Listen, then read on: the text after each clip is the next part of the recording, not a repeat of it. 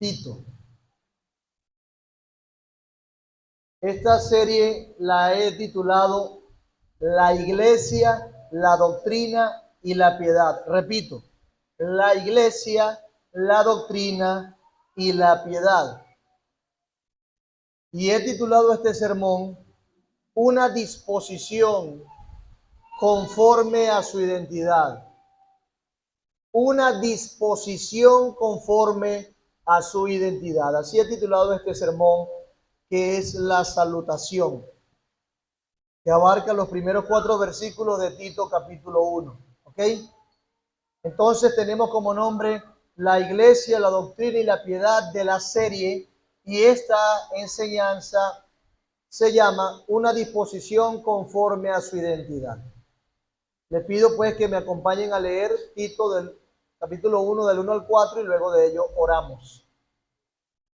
Dice la palabra de Dios de la siguiente manera: Pablo, siervo de Dios y apóstol de Jesucristo, conforme a la fe de los escogidos de Dios y el conocimiento de la verdad que es según la piedad, en la esperanza de la vida eterna, la cual Dios, que no miente, prometió desde antes del principio de los siglos, y a su debido tiempo manifestó su palabra por medio de la predicación que me fue encomendada por mandato de Dios nuestro Salvador, a Tito, verdadero hijo en la común fe.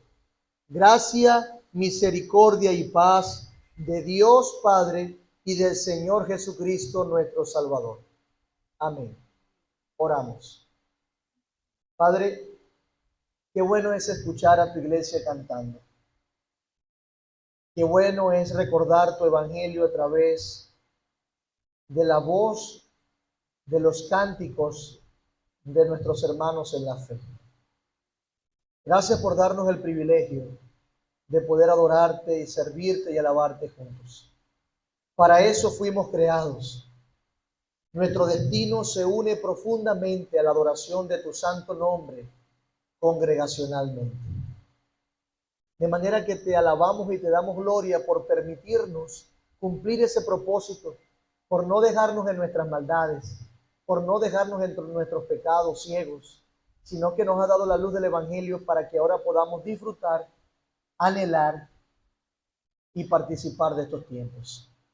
Ahora te ruego para que tu palabra penetre profundamente en nuestros corazones y en nuestras mentes. Ilumina nuestro entendimiento para poder conocer tu evangelio de una manera más amplia. Salva a los pecadores. Y yo sé, Señor, que no puedo mantener la atención por mucho tiempo de mis hermanos y de aquellos que nos visitan.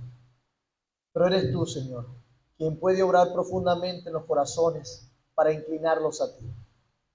Dame claridad para comunicarme y glorifícate en medio de la predicación de tu palabra. En el nombre de Jesús. Amén. Comenzamos entonces una serie, amados hermanos, la carta del apóstol Pablo a Tito.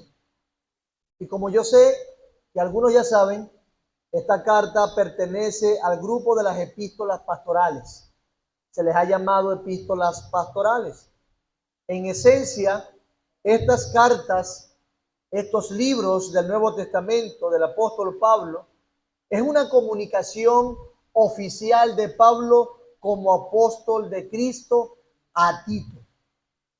Tito es un representante de Pablo ante las iglesias que están o que estaban, mejor dicho, en la isla de Creta. En la isla de Creta. Tito estaba en Creta. Al parecer, judíos residentes en Creta estuvieron presentes en Jerusalén el día de Pentecostés. En ese momento donde se escuchó el mensaje del Evangelio, donde escucharon el mensaje de la salvación. Entonces esos judíos residentes en Creta muy probablemente comenzaron la obra cristiana en Creta. Quizás esas iglesias comenzaron por el testimonio de estos peregrinos que fueron a celebrar el Pentecostés en Jerusalén. Pero años más tarde, cuando Pablo tuvo que visitar la isla, encontró que familias enteras estaban siendo trastornadas por la enseñanza de los judaizantes. Los judaizantes eran hombres que trataban de imponer la ley de Moisés como un requisito para ser salvo. Por lo que entonces Pablo tuvo que hacer una estrategia para remediar el asunto. Pero por alguna razón, por la profundidad quizás del problema, Pablo se vio obligado a salir antes de poder terminar ese trabajo y encomendó a Tito, lo dejó allí para completar dicha labor que ya él había iniciado. Según las Escrituras, la carta de Tito es, en esencia, entonces, la instrucción dada por Pablo a su hijo en la fe. Eso es lo que tenemos aquí. Y lo deja allí para que corrigiese lo deficiente o para que corrigiese lo incompleto. ¿Qué tenemos hasta ahora? Una iglesia que fue fundada quizás por algunos judíos que escucharon el evangelio en Pentecostés. Los judaizantes trastornaron con enseñanzas falsas a esta iglesia. Pablo intenta corregir, tiene que salir y deja a Tito. Entonces, para completar ese trabajo, para corregir lo deficiente, lo incompleto. Ahora, como estamos introduciendo la carta, siempre es importante contextualizarnos inclusive en el tiempo y la historia. Los expertos dicen que esta carta fue escrita aproximadamente en los años 62 o 63 después de Cristo. Probablemente Pablo la escribe desde Macedonia y al mismo tiempo que escribe Primera de Timoteo. De hecho, cuando usted lee toda la carta de Tito, parece ser una versión abreviada de Primera de Timoteo. La diferencia es que la iglesia en Éfeso ya estaba establecida y Timoteo, por su parte, tuvo que enfrentar a los ancianos, mientras que Tito tuvo que completar un proceso en una iglesia relativamente nueva y sin ancianos. Él debía establecer ancianos porque habían algunos que estaban trastornando la fe de la iglesia. Por eso tenemos aquí un énfasis particular. Por eso es que tenemos aquí un énfasis bien interesante que va de la mano con el título de nuestra serie. Pablo, a lo largo de esta carta, tiene como punto principal enseñar la sana doctrina y enseñar que la sana doctrina debe terminar en la piedad.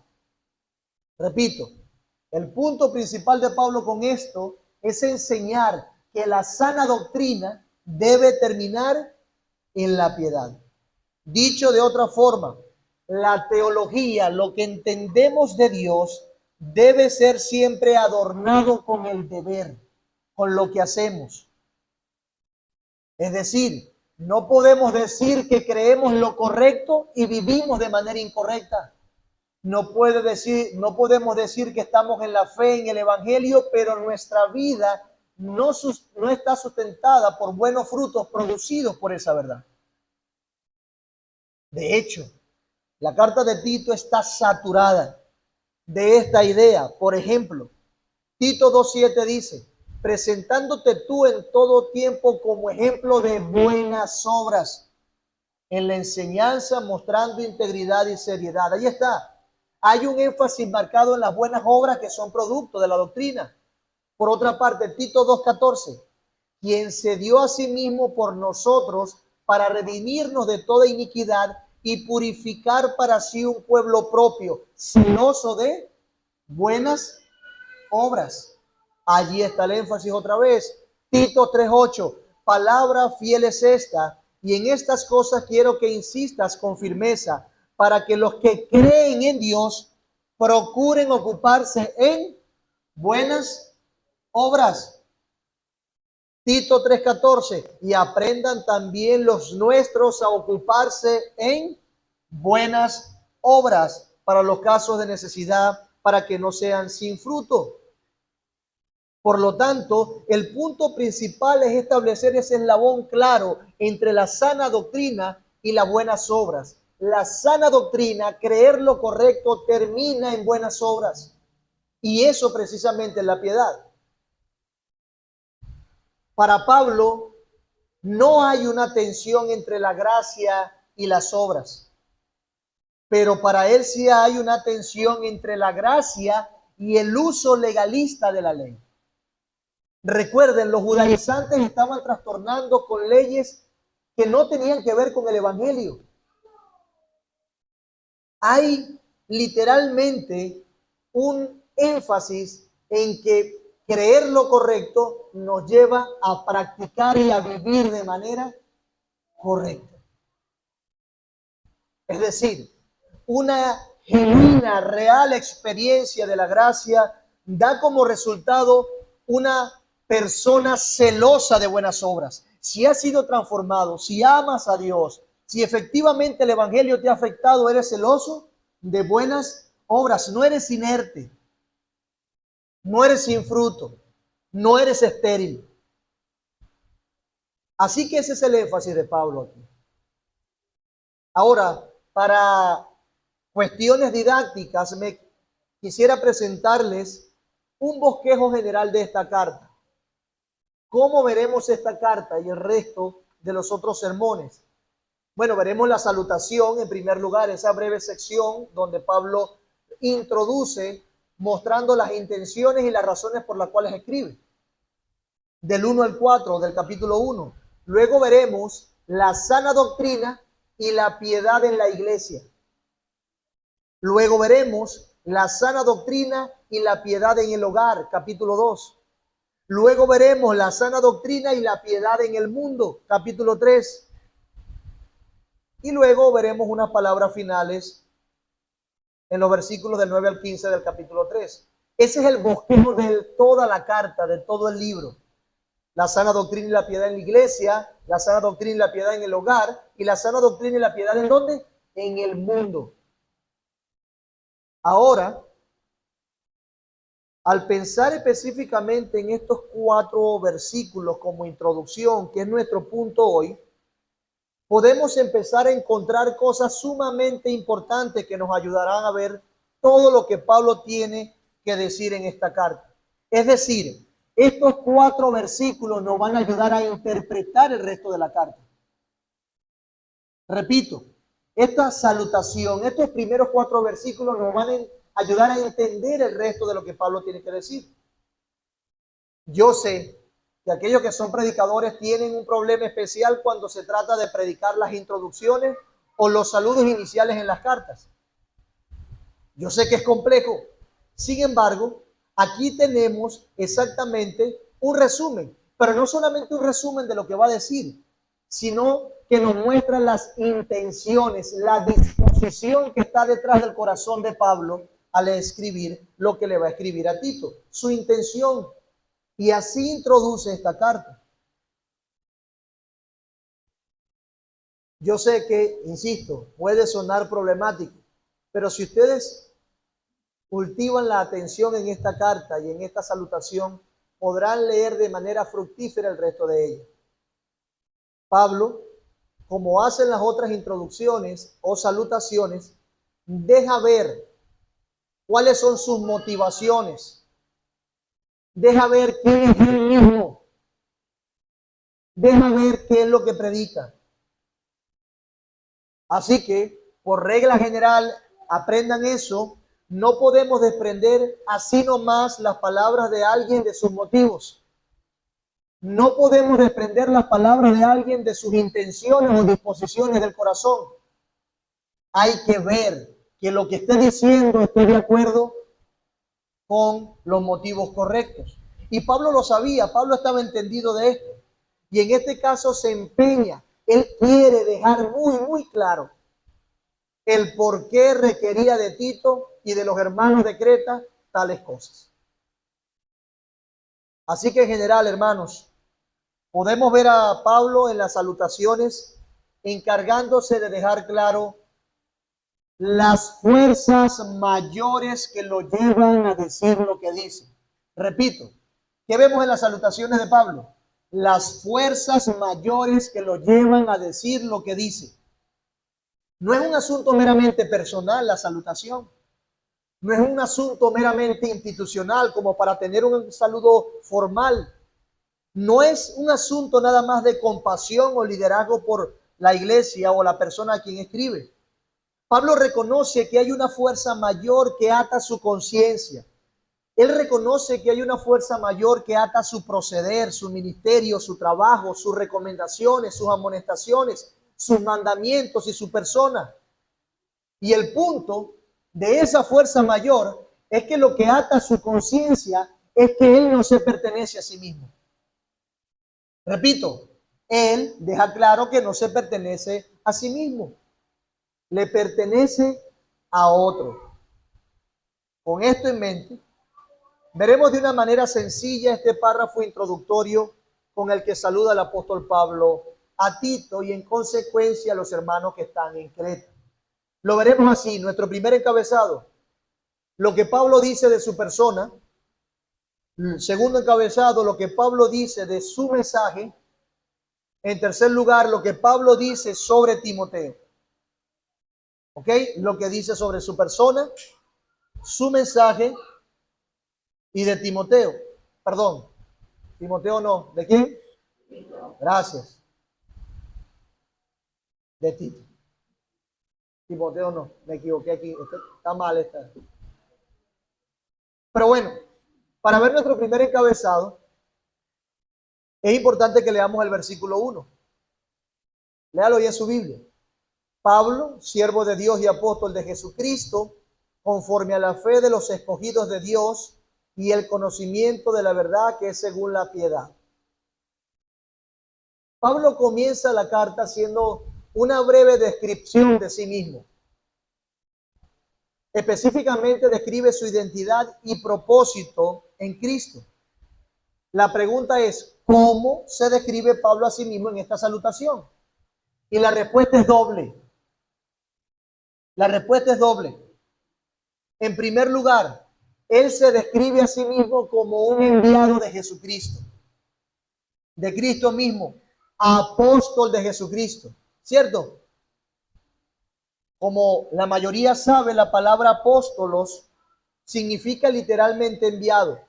Sin embargo, debe aclararse que aunque la palabra puede utilizarse en el Nuevo Testamento de una manera muy general para decir un enviado, este ha sido enviado. Sin embargo, cuando hablamos de Pablo, quiere referirse a aquellos que fueron destinados específicamente por Cristo para la predicación del Evangelio. El uso más común en el Nuevo Testamento, entonces, es el uso técnico, es decir, aquel que hace referencia a 12 hombres específicos, además de Pablo.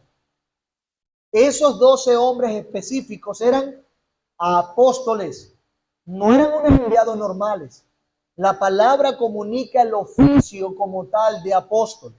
Pablo se está identificando como un enviado directo del mismísimo Jesús para la iglesia. Para la iglesia. De hecho, esos hombres a quienes se les llama apóstoles fueron escogidos y enviados directamente por Jesús. Repito, escogidos y enviados directamente por Jesús. Eso los hacía apóstoles. Pero además, según la Escritura, esos apóstoles que se identifican como apóstoles estuvieron con él durante su ministerio terrenal. Fueron testigos oculares de la resurrección de Cristo. Pero también los apóstoles recibieron la misma inspiración del Espíritu Santo que los profetas del Antiguo Testamento. Vea todo lo que significaba esa palabra apóstol aplicada para Pablo. También los apóstoles recibieron la capacidad de confirmar su misión a través de señales milagrosas. Eso es un apóstol. A eso es lo que se refiere Pablo cuando dice: yo, Pablo, apóstol de Jesucristo. No un enviado nomás, sino alguien con el oficio de apóstol de parte, enviado especial de Cristo. Fueron personas escogidas, comisionadas por Cristo, dotadas con poder y autoridad del Espíritu Santo. ¿Con qué propósito? Para dar testimonio autorizado del señorío y la salvación de Cristo. Toda esa descripción nos enseña que solamente existieron los apóstoles en la Biblia, no luego de ellos. Solo existieron los apóstoles como oficio durante la Biblia, en aquellos tiempos. Es decir, que el ministerio del apostolado ha cesado. Y si podemos decir que sigue vigente ¿en dónde? En la palabra de Dios. No hay más apóstoles. No hay hombres con esa autoridad y esas características. Llegaron hasta Pablo. Entonces, si las cosas son así, Pablo está hablando como apóstol y eso reforzaría su autoridad y la de Tito frente no solo a los hermanos de Creta, sino también que reforzaría su autoridad frente a aquellos judaizantes que estaban confundiendo a la iglesia. Por eso es que es muy importante que veamos esto así. Quien está hablando con una autoridad delegada, con fuerza, con determinación, porque viene en el nombre de Cristo, no como cualquier enviado, sino como un apóstol de Cristo. Así que Pablo se presenta como, con autoridad, como un apóstol, como un enviado especial y comisionado, con autoridad de parte desde del mismísimo Cristo. Pero no solamente se presenta como apóstol, Pablo también se presenta como esclavo de Cristo. ¿Cómo se presenta? Como esclavo de Cristo. Él dice, Pablo, siervo de Dios y apóstol de Jesucristo. Aquí esto es bien importante, porque esa palabra siervo literalmente puede ser traducida como esclavo. Como esclavo. Y para tener una idea de lo que esta palabra encierra, miremos entonces cómo se usa esta misma palabra griega en Tito 9:10. Vaya a Tito 9:10 por un momento. Perdón, Tito 2, 9 al 10. Tito 2 del 9 al 10. Dice, exhorta ¿a quién? A que se sujeten a sus amos. ¿De quién está hablando? De esclavos. Esa misma palabra que se usa ahí es la misma que usa Pablo para referirse a sí mismo. Yo soy siervo. Yo soy esclavo. Yo tengo un amo. Un siervo es una persona que pertenece o está sujeta a un solo amo. A esto agregamos la palabra de Pablo en Romanos 6:16. ¿No sabéis que cuando os presentáis a alguno como esclavo para obedecerle, sois esclavos de aquel a quien obedecéis? Esclavo, siervos, es la misma palabra. Así que un siervo no solo es alguien que está sujeto a un solo amo. También es alguien que le debe obediencia a alguien mayor, a alguien a quien le pertenece. Por esa razón, la mejor palabra para entender el concepto de siervo es esclavo. Yo creo que todos estamos de acuerdo que sabemos que es un esclavo. Pablo podía ser un apóstol con autoridad e investidura del mismísimo Jesús y a la vez ser un siervo, un esclavo. Ser alguien que se reconocía que le pertenecía a otro. Él podía ser un hombre escogido, enviado, un testigo de la resurrección, un receptor del poder y la inspiración del Espíritu Santo. Pero al final, todo lo que Pablo decía, al final, todo lo que Pablo hacía, ¿por qué era? Era por obediencia a Cristo, para obedecerle. Dicho de otra forma, Pablo tenía un don, el apostolado, el cual debía ser usado no para servir a sus propios intereses, sino a los intereses de uno, de Cristo. Por eso es que es tan claro que no existen apóstoles ahora, porque aquellos que se llaman apóstoles ahora tienen el interés personal de servirse a sí mismo, de usar su autoridad, de usar su supuesto poder milagroso para servir a sus bolsillos y a sus vientres. Pero Pablo es claro, apóstol y siervo de Jesucristo, como lo presenta la carta, siervo y apóstol, esclavo. Yo he sido enviado y comisionado con autoridad no para hacer lo que yo quiero, sino lo que Cristo me mandó a hacer. Él sirve a los intereses de su amo. ¿Quién es el amo de Cristo? De Pablo. Cristo. Y por supuesto, es necesario tenerlo muy claro.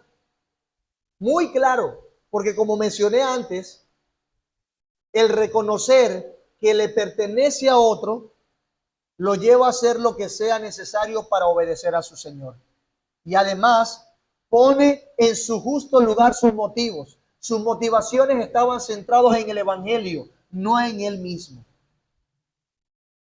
De hecho, si se dan cuenta, Pablo iba a mandar pronto a Tito que le diese mandamientos difíciles a los hermanos de Creta. Les iba a mandar a decirle cosas fuertes. Y tanto Tito como estos hermanos necesitaban saber que la intención de Pablo era simplemente ser fiel a aquel que lo llamó. Los mandamientos de Pablo para la iglesia no iban en función de sí mismo, sino de aquel que lo llamó. Él no venía en su propio nombre, él escribía en nombre de Jesucristo. Hermanos, Pablo habla de sí y su identidad, y eso deja claro sus intenciones. Él está diciendo, vean que los amo, vean que amo a Cristo y vean que vengo en nombre de Jesús, por su evangelio, no por mí mismo. Sujétense a lo que digo, no porque yo soy muy inteligente, sino por aquel que me envió. Yo le pertenezco a otro y respondo a eso.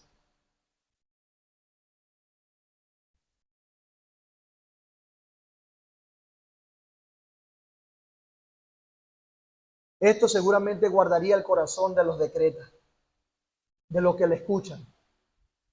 La introducción está poniendo todo en su justo lugar.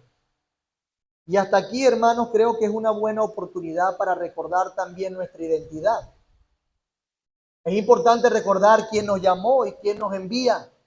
Y eso también debería poner en su justo lugar nuestras motivaciones. Al igual que Pablo, ante asuntos de tanta importancia como los de la iglesia de Cristo, es necesario, al tratar esos asuntos, que nosotros también recordemos nuestra identidad en Jesús.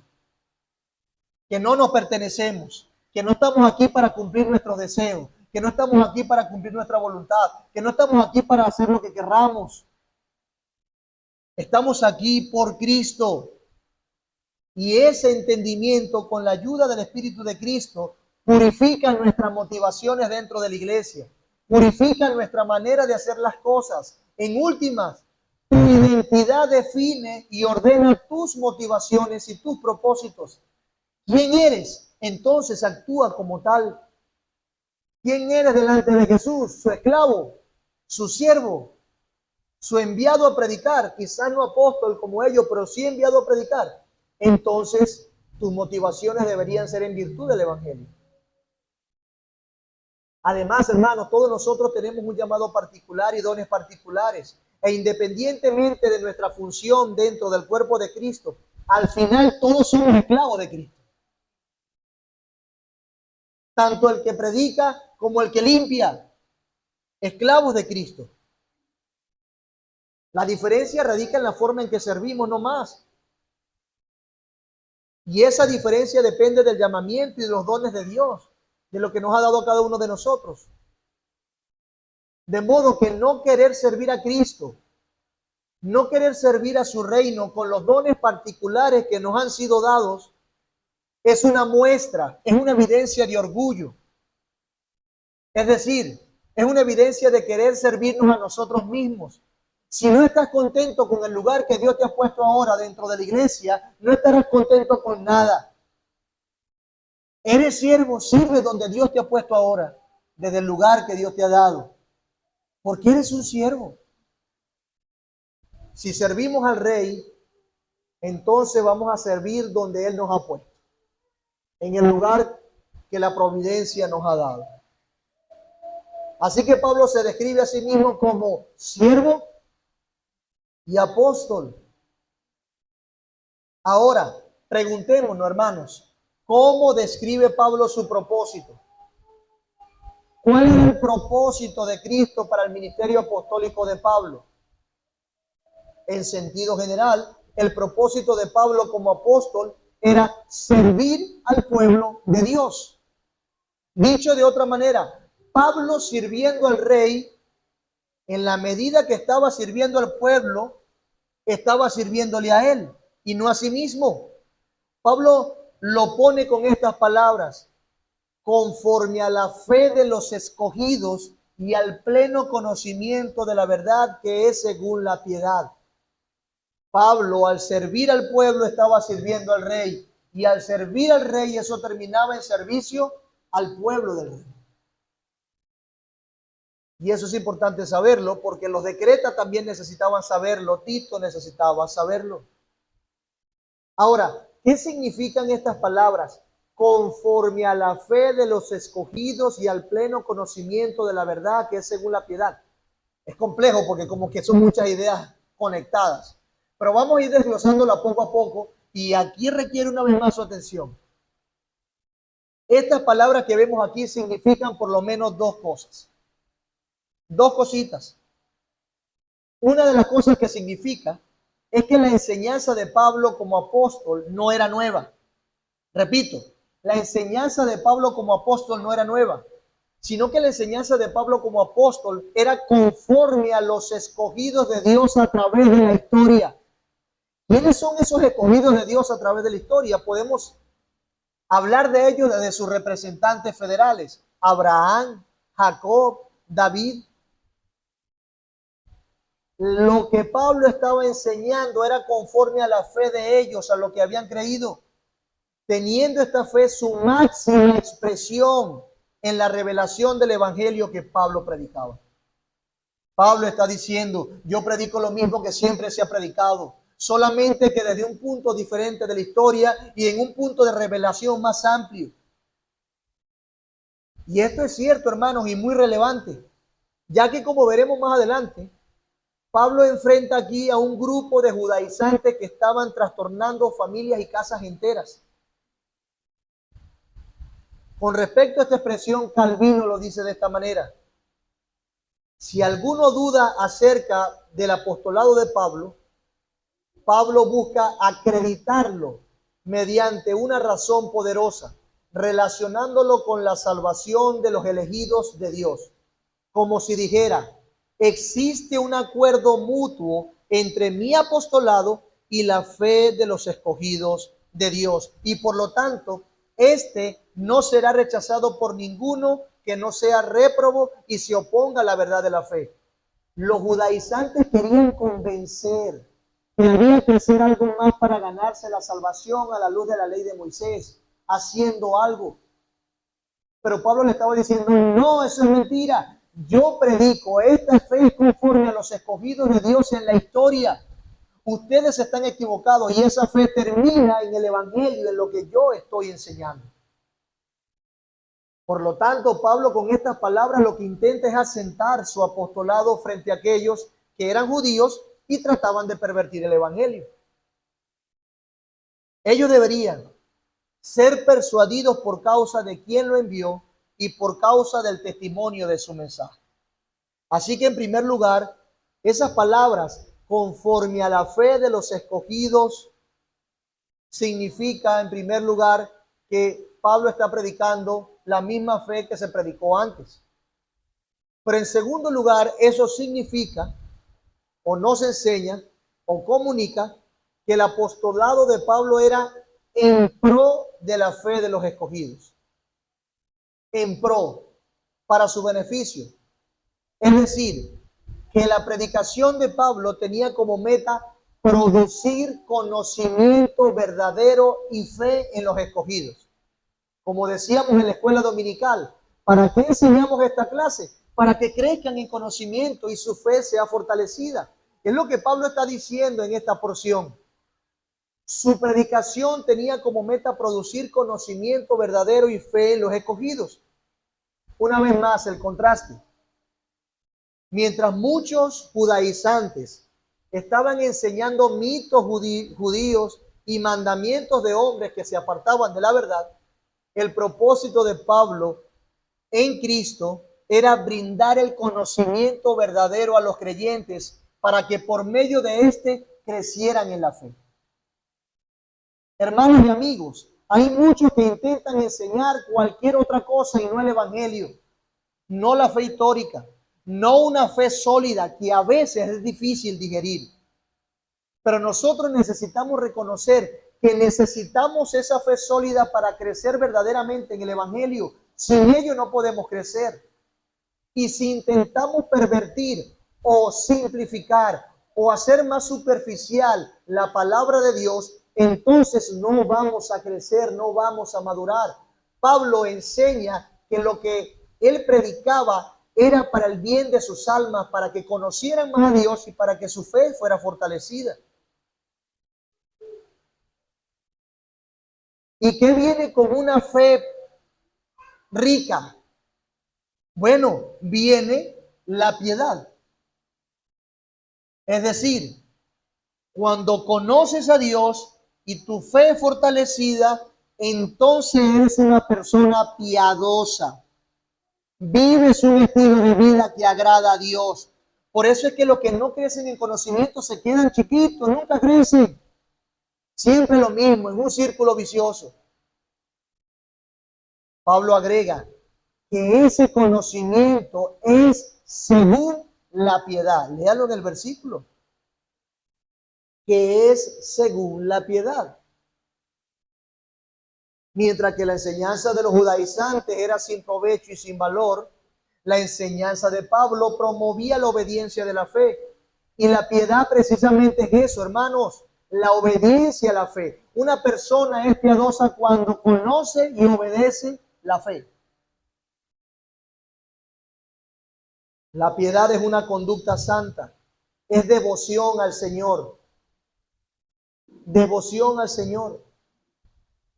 Esta expresión que Pablo usa aquí denota aquella piedad que, caracterizada por una actitud en pos de Dios, hace aquello que le es agradable a Dios.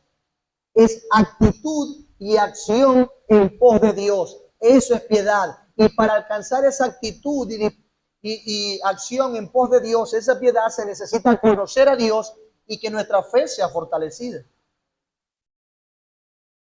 Por ejemplo, ¿de qué sirve o de qué servía al creyente saber qué tipo de semillas se podían tirar a tierra en el día de reposo?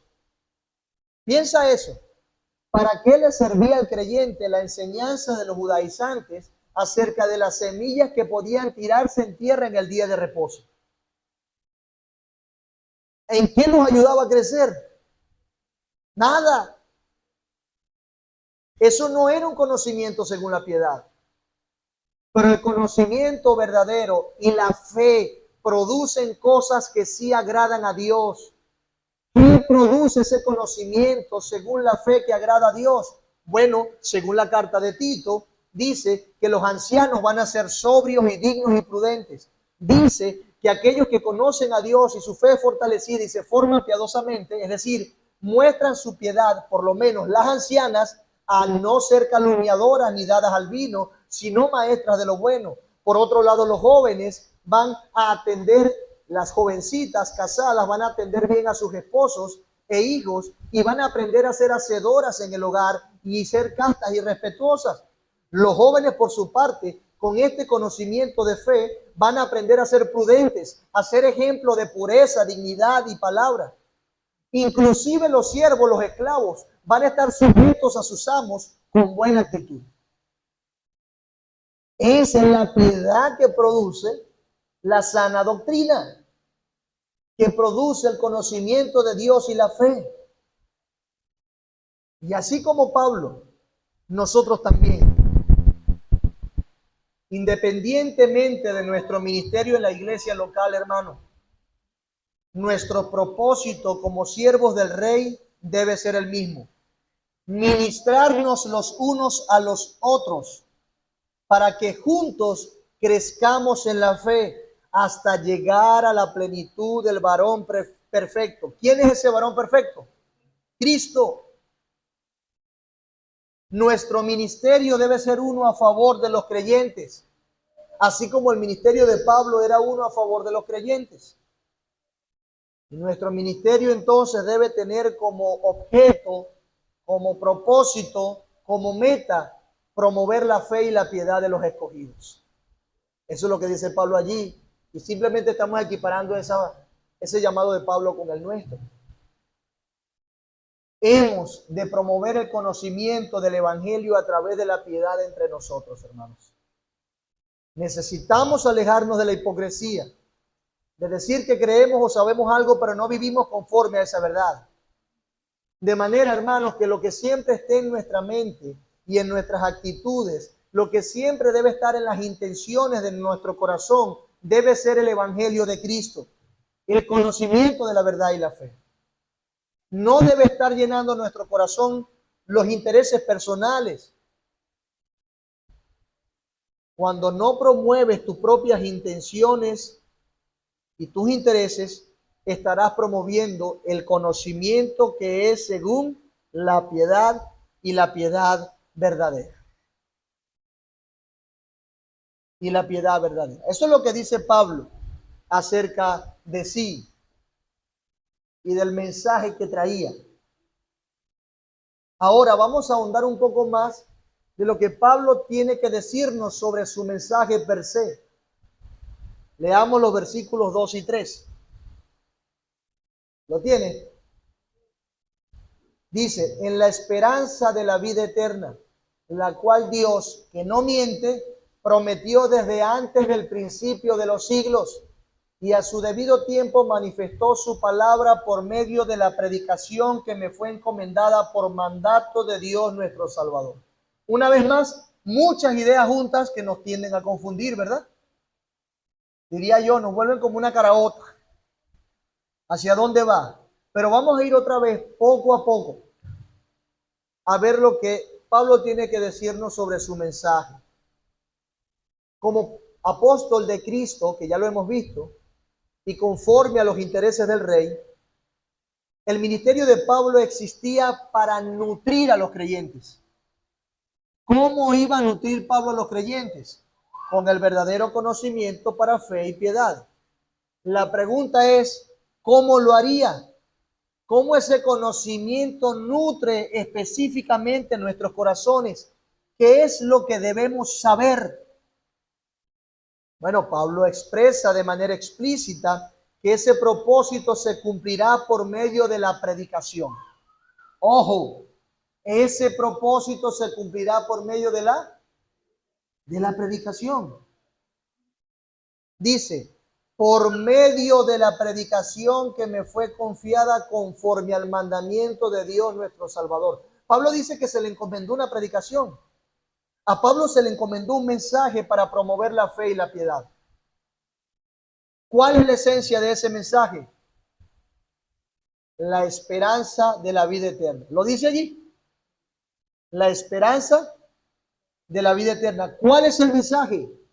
La esperanza de la vida eterna. Cristo encomendó a Pablo el anunciar las buenas noticias de que hay una esperanza de vida eterna. Y yo pregunto, para el creyente, ¿habrá algo que motive más la obediencia y las buenas obras que la esperanza? No, la esperanza está allí en primer lugar. La esperanza promueve en el corazón del creyente la piedad, el comportarse como es digno del Evangelio. La esperanza que tiene el creyente, lo que espera del futuro, lo que Dios le ha prometido, lo insta, lo motiva, lo mueve, lo inclina a conocer más a su Señor y a vivir piadosamente. De hecho, el escritor de Hebreos lo pone así. Hebreos 11, escuchen con atención, por favor. 11:32. El escritor dice, ¿y qué más digo? porque el tiempo me faltaría contando de Gedeón, de Barak, de Sansón, de Jefté, de David, así como de Samuel y de los profetas, que por fe conquistaron reinos, hicieron justicia, alcanzaron promesas, taparon bocas de leones, apagaron fuegos impetuosos, evitaron filo de espada, sacaron fuerzas de debilidad, se hicieron fuertes en batalla, pusieron en fuga ejércitos extranjeros. Las mujeres recibieron sus muertos mediante resurrección, mas otros fueron atormentados, no aceptando el rescate, a fin de tener mejor resurrección. Ellos pudieron hacer todo eso por la esperanza que tenían puesta delante, por su fe. ¿Y qué nos dice Pablo sobre esta vida eterna que fortalece nuestra fe y promueve la piedad? Él nos dice que esa vida eterna fue planificada desde antes de la fundación del mundo. Esa esperanza de la vida eterna que nos aguarda fue planificada desde antes de la fundación del mundo. El versículo dice, la cual Dios, que no miente, prometió desde los tiempos eternos o prometió desde antes del principio de los siglos. Eso es lo que dice el pasaje. ¿Lo leen ahí? Hermanos, esta vida eterna que Dios nos da en Jesucristo no fue un plan B, como creen algunos, sino que siempre ha sido el propósito de Dios, el plan A. De hecho, así lo pone el apóstol Pablo en 2 de Timoteo 1:9. Él dice, quien nos ha salvado y nos ha llamado con un llamamiento santo, no según nuestras obras, sino según su propósito y según la gracia que nos fue dada en Cristo Jesús desde la eternidad. ¿Desde cuándo? No es un plan B, hermanos. La fe entonces en la predicación del Evangelio es conforme a esa esperanza, a la vida eterna, que no tiene que ver con el aquí y ahora nada más, sino que fue planificado desde la eternidad para la eternidad. Y yo sé que suena un poco complejo y abstracto, pero qué hermoso es saber que nosotros ya estábamos en la mente de Dios desde antes de la fundación del mundo. Qué glorioso, hermano, es saber que su gracia soberana no fue ganada por algo que nosotros hubiésemos hecho o hubiésemos dejado de hacer, sino que ya era con nosotros, aun cuando todavía no existíamos. De hecho, hermano, por su gracia que nos fue dada desde la eternidad, esa que nos fue prometida por Dios mismo, que no miente, tenemos la vida eterna. Hermanos, es por eso que nada puede ser más seguro, en pocas palabras, para un hijo de Dios que su salvación. ¿Por qué? Porque fue planificada ¿desde dónde? Desde la eternidad. Una esperanza futura que nos lleva a vivir piadosamente y ahora entendemos, según lo que Pablo nos dice, que fue planificada desde la eternidad y eso produce seguridad en nuestros corazones. Esa esperanza está fundamentada en una persona, en Cristo Jesús, en Jesucristo. Nota que el versículo 4 dice, de Cristo Jesús, nuestro Salvador. ¿En dónde está fundamentada esa esperanza? En Cristo Jesús, nuestro Salvador. Ahora, entremos en el tiempo, en esa línea cronológica.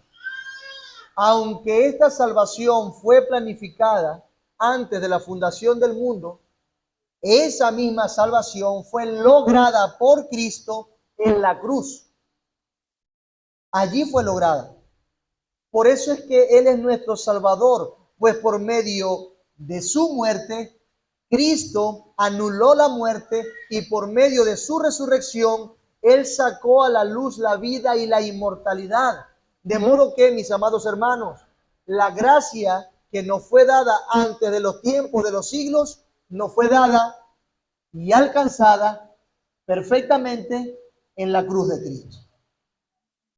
Por eso es que esa fe termina en Cristo. Y esto tiene sentido, porque recuerden el contexto una vez más, los judaizantes se la estaban dando que se la sabían todo. y que debían sujetarse a la ley de Moisés. Pero Pablo aclara a través de esta introducción, esta fe tiene su cumplimiento ¿en quién? En Cristo Jesús. Y fuera de Él no podemos hacer más nada. En Él nuestra fe está completa. No hay que hacer más nada. Por eso es que dice Pedro en primera de Pedro 1:20, porque Él estaba preparado desde antes de la fundación del mundo, pero se ha manifestado en estos últimos tiempos por amor a vosotros. ¿Cuándo se manifestó, según Pedro, Cristo? En estos últimos tiempos.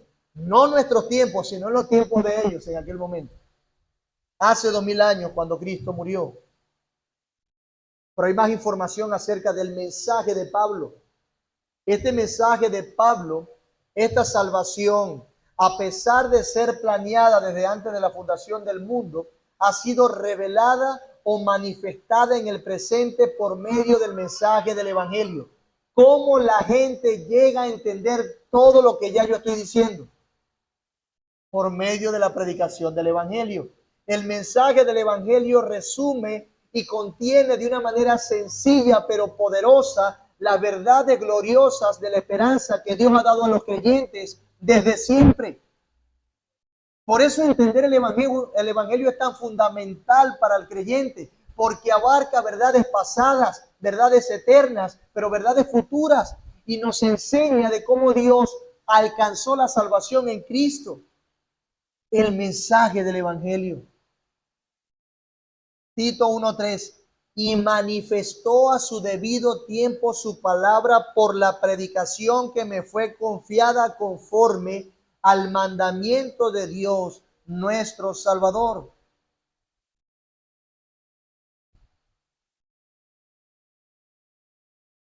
Vea esto, hermanos. El mensaje del Evangelio revela la persona de Cristo, revela a Dios a los hombres. Les enseña a los hombres acerca de Dios. De modo que así como no podemos saber lo que la otra persona está pensando, lo que la otra persona piensa hacer, a menos que esa persona nos lo diga o lo revele, así también esta promesa de vida eterna hubiese sido para nosotros inaccesible si hubiese quedado solo en la mente de Dios. Pero ¿qué hizo Dios? Dios a su debido tiempo decidió revelar sus propósitos salvadores. Dios a su debido tiempo decidió enseñarnos lo que Él tiene para los hombres perdidos por medio del mensaje del Evangelio. De manera que el mensaje que contienes allí en el Evangelio, en tus labios, cuando vas a predicar, es tan poderoso, eterno, suficiente y glorioso, porque contiene la verdad de Dios para los hombres. Es Dios revelándose a ellos para la salvación de sus almas y la gloria de su nombre. No subestimemos el mensaje del Evangelio, pues Pablo no lo hizo. Y con eso introduce su carta a los de Creta o a Tito. Así lo dice Pablo en 1 de Corintios 2, 9, 10. 1 de Corintios 2, 9, 10. Dice, antes bien, como está escrito, cosas que ojo no vio, ni oído oyó, ni han subido al corazón de hombre, son las que Dios ha preparado para los que le aman. Pero Dios nos las reveló a nosotros por el Espíritu, porque el Espíritu todo lo escudriña, aún lo profundo de Dios. ¿Quién lo reveló? Dios. ¿Por medio de qué? Del mensaje del Evangelio. Por eso es que nadie puede creer efectivamente en Dios si no atiende al mensaje del Evangelio. Dice también el capítulo 3 de Tito, versículos 4 y 5. Cuando se manifestó la bondad de Dios nuestro Salvador y su amor hacia los hombres, Él nos salvó. Cuando se manifestó. Es por esta razón, hermanos, que el instrumento de Dios para salvar es precisamente la predicación de esa gracia bondadosa de Cristo.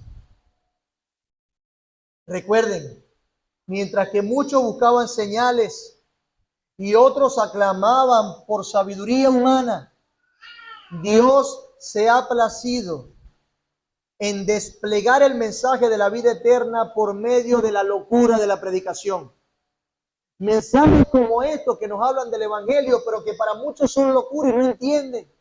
Mensajes como estos que para muchos fatigan, pero para los creyentes es salvación de Dios, mientras que para otros son locura. De modo que, independientemente del lugar en el que servamos dentro de nuestra iglesia, hermanos, si queremos nutrir la fe de otros, si queremos motivar la piedad en los otros, nuestros ministerios deben estar saturados con el mensaje del evangelio. Saturados. Antes de pelear, demostrar una diferencia, debería estar saturado con el mensaje del evangelio. Por otra parte, a pesar de haber sido planeada desde antes de la fundación del mundo y manifestada en el presente por medio de la predicación del evangelio, esta salvación nuestra será completada en el futuro. Por ahora, falta que se cumplan cosas las cuales esperamos con todo deseo. Por ejemplo, como hemos aprendido o han aprendido o aprendieron en las escuelas dominicales, hay un reposo que nos aguarda, que anhelamos, por lo cual nos reunimos cada domingo anticipando ese reposo y deseándolo. ¿Hay algo futuro? Falta algo por cumplirse. Por eso es que Pablo habla de la esperanza de vida eterna. Sí, ya disfrutamos la vida eterna, pero hay un todavía no. Sí, pero todavía no. Somos como aquellos hijos a quienes se les ha dejado una herencia, los cuales, aunque ya tienen la herencia asegurada, todavía no la han recibido con plena posesión. ¿Sí entienden la idea? Sobre esto dice Pablo en el capítulo 3, versículo 7 de Tito: para que justificados por su gracia fuésemos hechos herederos según la promesa de la vida eterna. Hay una herencia que nos aguarda, hay riquezas celestiales. Por eso es que Pablo nos habla de que en este presente siglo malo debemos renunciar a la impiedad y a los deseos malos mientras aguardamos la esperanza bienaventurada. Mientras aguardamos la manifestación de gloria de nuestro gran Dios y Salvador Jesucristo. Cristo ha de venir, hermanos, y esa es la esperanza del evangelio. Cristo ha de venir, Él es nuestro Salvador y por eso seguimos aquí luchando y sufriendo. Por eso estamos aquí despojándonos, renunciando de la impiedad y a los malos deseos, porque es real, la promesa es real, Cristo vendrá y debemos vivir a la luz de su venida. La vida eterna, que consiste en conocer a Dios, que consiste en conocer a Jesucristo, como dice Juan, llegará a su clímax cuando se manifieste Cristo en toda su gloria y entonces se cumpla su petición al Padre, según Juan 17:24. Padre, aquello que me has dado, quiero que donde yo estoy, también ellos estén conmigo, para que vean mi gloria que me has dado, porque me has amado desde antes de la fundación del mundo. Eso es lo que se cumplirá cuando Cristo venga. Él se lo pidió al Padre, es lo que deseamos y Dios el Padre se lo dará a su Hijo. Cumplirá su petición, petición que nos beneficia profundamente a todos los que le amamos y aguardamos esa esperanza. Eso es lo que Pablo dice sobre su mensaje, sobre su esperanza y la manera que decidió revelarla, comunicarla, siendo él un enviado con autoridad, pero también identificándose como un esclavo. Pero ahora veremos lo que Pablo dice sobre Tito. Versículo 4. A Tito, verdadero hijo en la común fe, gracia, misericordia y paz de Dios Padre y del Señor Jesucristo nuestro Salvador. Lo que tenemos aquí con relación a Tito es que es el destinatario directo de esta carta. Y podemos resaltar dos cosas rápidas acerca de Tito. En primer lugar, cuando hablamos de Tito, entendemos que compartía la misma fe que Pablo, es lo que nos dice el versículo. En la común fe. Compartía la misma fe que Pablo. Es decir, que él estaba llevando a cabo los propósitos en Creta alineado con Pablo. No tenía otra idea o otro proyecto eclesiástico. Era el mismo. A pesar de que Tito no era judío, Tito era griego. Era un griego convertido al cristianismo. Y a pesar de eso abrazaba la fe de Pablo, la cual había sido abrazada por los patriarcas. Un gentil ministrando en Creta, viviendo la fe que fue ministrada y creída por los patriarcas hace miles de años atrás. ¿Cuál es esa fe? Bueno, esa fe que creía Tito, que tenían en común, la podemos resumir precisamente con lo que se ha mencionado. Al igual que Pablo, Tito, ¿qué creía? Bueno, creía que Dios, desde antes de la fundación del mundo, prometió dar salvación y vida eterna a los suyos. Que en el tiempo Dios manifestó esa vida eterna por medio de la predicación, y específicamente la predicación que a Pablo le había sido encomendada. Y esa predicación enseña que en el futuro los hijos de Dios han de heredar la vida eterna en su plenitud. De modo que Tito y Pablo compartían la misma fe. Y por ello en 1 Corintios 2:13 Pablo llama a Tito mi hermano. ¿Por qué era su hermano? Porque compartían la misma fe. Así que, ¿qué tenemos de Tito? Que compartía la misma fe que Pablo, ¿correcto? Creía lo mismo. Pero en segundo lugar vemos de Tito que era como un hijo para Pablo. Como un hijo. Dice el versículo, verdadero hijo. Tito no era solamente un hermano en la fe ya. Ay, es un hermano, el hermano tal. No, era mi hijo, dice él. Era un hijo en la fe. Por supuesto, con esto no queremos decir que Tito era hijo natural de Pablo. Estamos hablando de que era un hijo espiritual. Porque Pablo posiblemente fue un instrumento de Dios o el instrumento que Dios utilizó para traer la salvación a Tito. Pero además de traer la salvación a Tito, posiblemente Pablo fue quien llevó a Tito a la madurez, quien lo discipuló, siendo Tito uno de sus acompañantes en sus viajes misioneros y uno de sus representantes apostólicos para con muchas iglesias. Sí, en serio, no solamente sirvió en Creta, también sirvió en otros lugares. Segunda de Corintios 8:23 dice, en cuanto a Tito es mi compañero y colaborador entre vosotros, en cuanto a nuestros hermanos, son mensajeros de las iglesias y gloria de Cristo.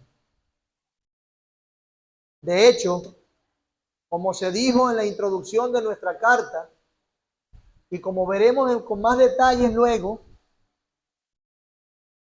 Pablo había dejado a Tito en Creta para que con su autoridad dejara en orden ciertas cosas. Sabemos también que después de completar la misión en Creta, Pablo envió a Tito a Dalmacia, otra ciudad, a seguir trabajando por el Evangelio, según 2 de Timoteo 4:10. ¿Qué tenemos? Que creían lo mismo y que era como su verdadero hijo y colaborador de Pablo. Y termina nuestro pasaje con lo que es común en las epístolas pastorales o en las epístolas de Pablo. A Tito, gracia y paz de parte de Dios el Padre y de Cristo Jesús, nuestro Salvador. Algunos piensan que esto pudiera ser la combinación del saludo griego y del saludo hebreo. Pero sea como sea, hermanos, era el saludo acostumbrado de Pablo en sus cartas. Él saludaba así. Y de seguro era un saludo profundo, algo más que un simple hola. Pablo con esta expresión final muestra su deseo intenso, muestra su deseo sincero de que la gracia y la paz de Cristo estuviesen siempre con este hermano, con este colaborador e hijo en la fe. Claro, ¿cómo puede funcionar Tito en ese ministerio tan arduo en Creta, combatiendo a los judaizantes y estableciendo ancianos sin contar con la gracia y la paz de Cristo? Cualquiera que ha ministrado, ha predicado o ha servido en una iglesia se dará cuenta de las tensiones del ministerio y de lo tanto que necesita depender de la gracia de Dios y que Dios llene su corazón de paz. Por eso es que esto no es cualquier cosa, es un deseo puesto en oración a favor de Tito.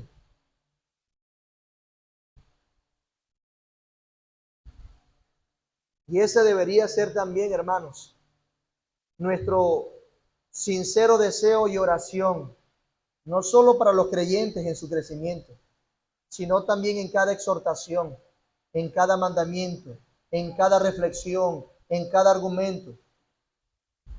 Porque así como Pablo tenía la intención de que cada mandamiento y exhortación que Tito tuviese que darle a los de Creta fuese a la luz del Evangelio.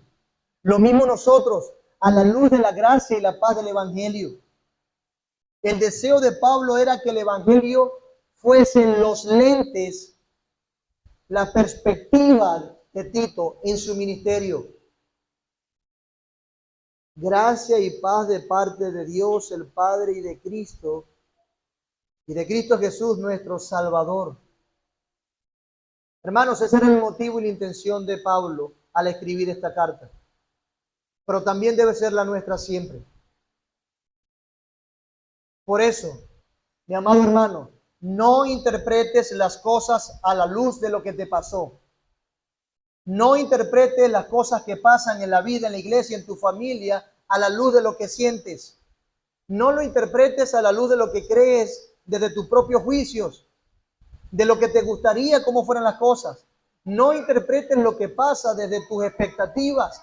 Interpreta todo lo que pasa en tu vida en diferentes contextos, siempre a la luz de la verdad del Evangelio, y siempre serás acertado y encontrarás paz a pesar de lo complejo y difícil que sea tu situación.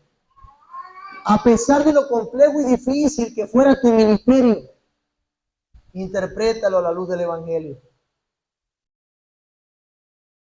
Pablo introduce de esa manera, hermanos, para alcanzar estos propósitos en los creyentes. En todos, en los legalistas, detractores de Creta, pero principalmente en Tito. Porque Tito debía poner en orden, reordenar, cambiar algunas cosas que seguro crearían alguna resistencia en la iglesia. No era fácil. Habría problemas, resistencia.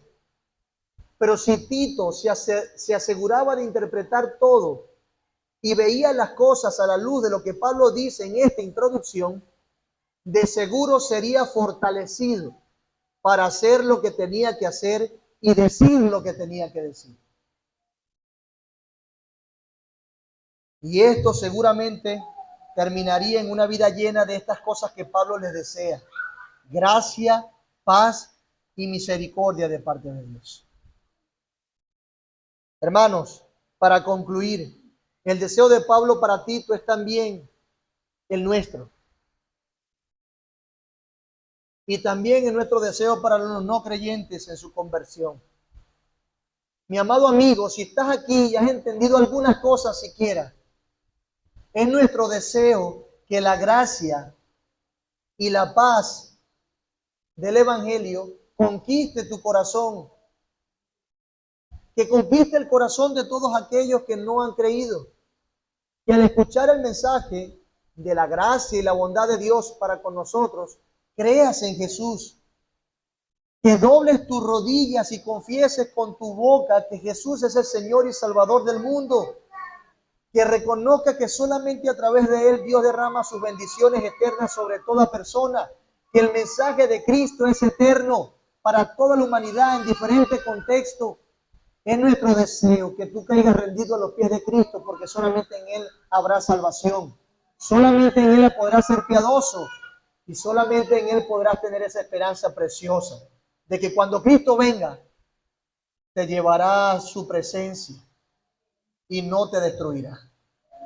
Solamente si crees en ese evangelio que escuchaste hoy. Por eso, recuerda, Dios derrama sus bendiciones eternas sobre la persona que se arrepiente y confía solamente en Jesús. Pablo lo sabía y por eso dejó esas palabras a Tito para que enseñase a la iglesia en Creta.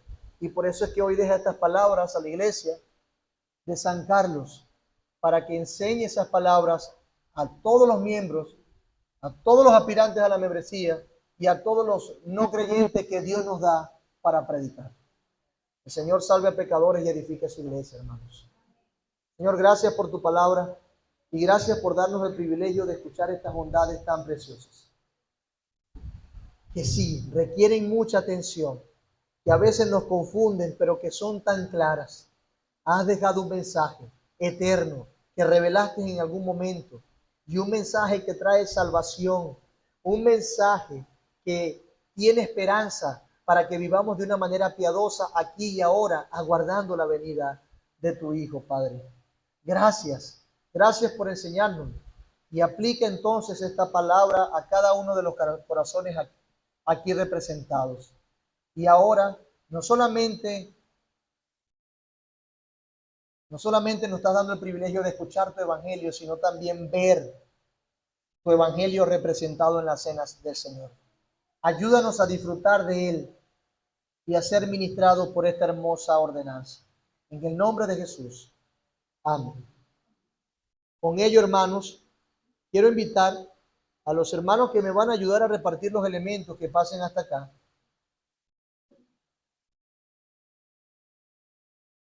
para participar de la cena. Y a la iglesia, yo sé y les digo que deben estar muy contentos y emocionados por este privilegio. Me alegra ser parte de ellos a favor de ustedes, porque también beneficia a mi propia alma.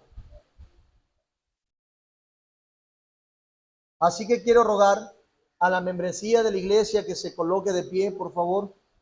Y si hay algún hermano de otra iglesia local que esté en plena comunión con esa iglesia, nos honraría que también pudieran participar con nosotros.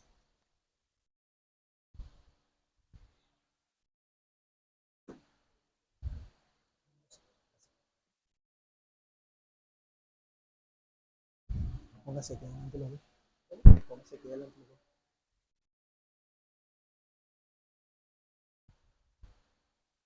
La palabra de Dios dice en 1 Corintios 11: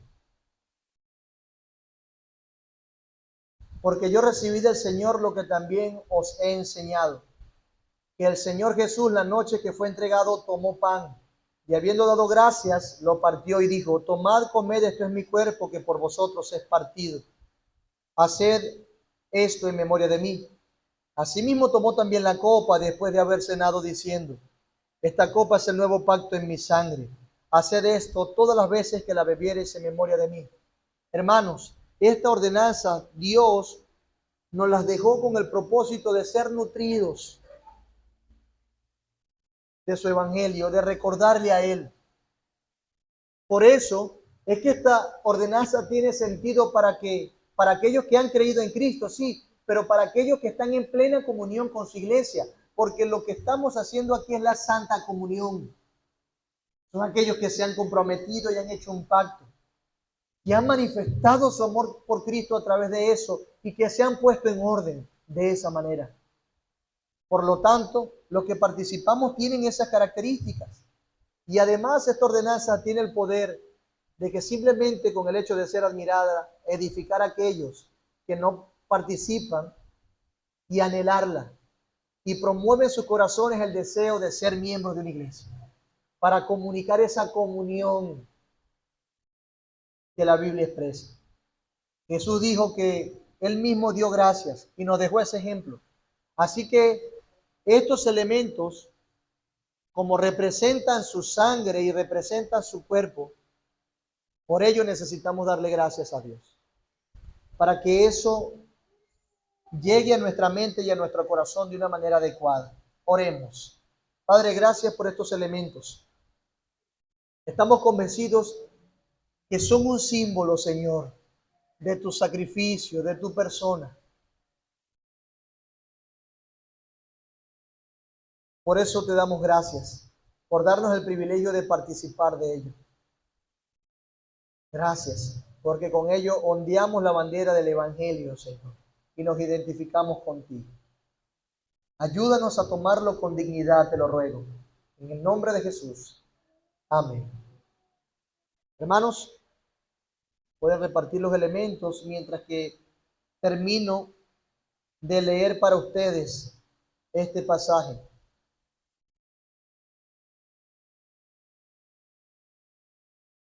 Así pues, todas las veces que comieres este pan y bebieres esta copa, la muerte del Señor anunciáis hasta que Él venga. De manera que cualquiera que comiere este pan o bebiere esta copa del Señor indignamente, será culpado del cuerpo y de la sangre del Señor. Por tanto, pruébese cada uno a sí mismo y coma así del pan y beba de la copa. Porque el que come y bebe indignamente sin discernir el cuerpo del Señor, juicio come y bebe para sí. Por lo cual hay muchos enfermos y debilitados entre vosotros y muchos duermen. Si pues nos examinásemos a nosotros mismos, no seríamos juzgados. Mas siendo juzgados, somos castigados por el Señor, para que no seamos condenados con el mundo. Para que no seamos condenados con el mundo.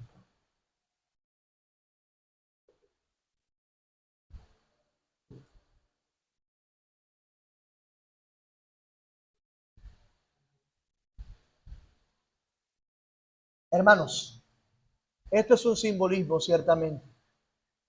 Por eso tomamos un pan y tratamos de llevar a nuestras mentes lo que realmente significa. Esto nos recuerda que el cuerpo de Cristo fue partido en la cruz del Calvario. Fue molido, hermanos. Cristo llevó sobre sus hombros los pecados de su pueblo y por eso tuvo que morir haciendo justicia.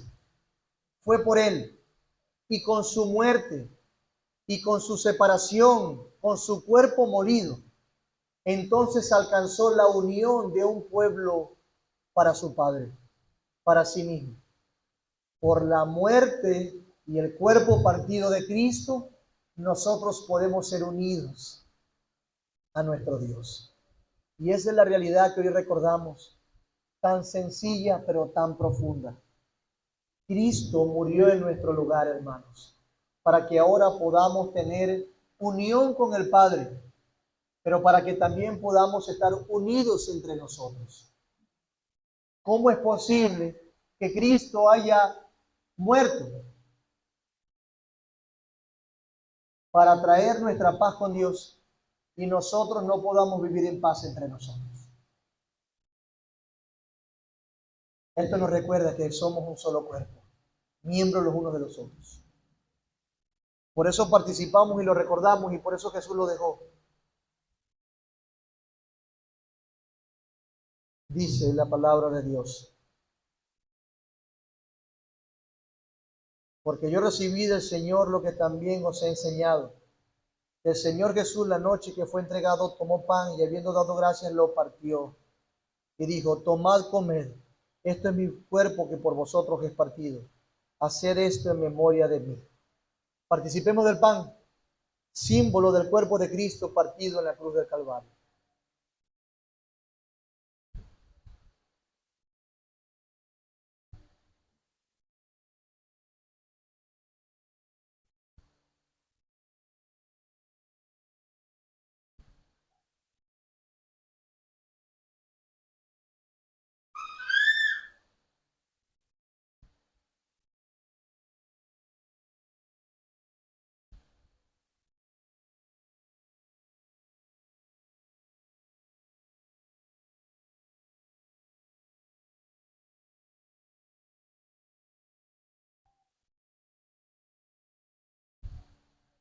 Asimismo, asimismo tomó también la copa después de haber cenado diciendo, esta copa es el nuevo pacto en mi sangre. Haced esto todas las veces que la bebiereis en memoria de mí. Participemos de la copa, símbolo de la sangre del nuevo pacto derramada en la cruz de Calvario.